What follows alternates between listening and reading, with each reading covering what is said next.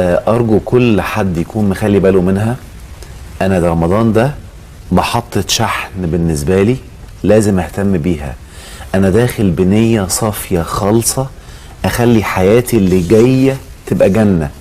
اللي هيظبط رمضان صح دي من ناحية نفسية ومن ناحية الطاقة بقى، مش من ناحية العبادة. اللي هيستفيد نفسيا من رمضان صح والله العظيم كل ما ينوي هدف هيتحقق بسهولة، كل ما يدعي دعاء ويستجاب بسهولة. هتلاقي الحياة كلها بتتظبط لأنك شحنت في ال30 يوم أكبر كمية طاقة ممكنة.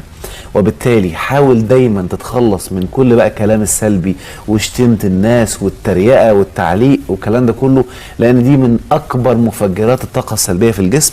حاول تنقي لسانك، تنقي نفسك وقلبك، لأن عبادة الجوارح قصدي ذنوب الجوارح أقل بكتير عند ربنا من ذنوب القلب. القلب بقى الغل والحقد والنفسنة والتريقة والتلقيح الكلام، دي اسمها ذنوب قلبية، ودي من أكثر الحاجات السلبية اللي الإنسان بيعملها وهو مش واخد باله، ودي أكتر حاجة بتودي الناس جهنم.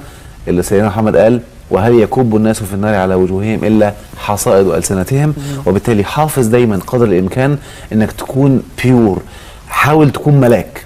يعني أنت بتعيش دور الملك وتحاول تكتسب صفاته قدر الامكان. هتلاقي نفسك رمضان عدى عليك بمنتهى الراحه النفسيه وبمنتهى الهدوء. وتخيل نفسك بتتمثل بالنبي، وانت تخيلي نفسك بتتمثلي بامهات المؤمنين بمنتهى الروعه. والحاله دي هتستفيدي اقصى استفاده ممكنه من رمضان باذن الله.